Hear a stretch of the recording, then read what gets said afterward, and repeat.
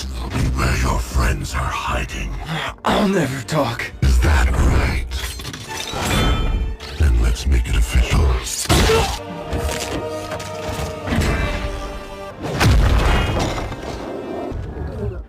E-127.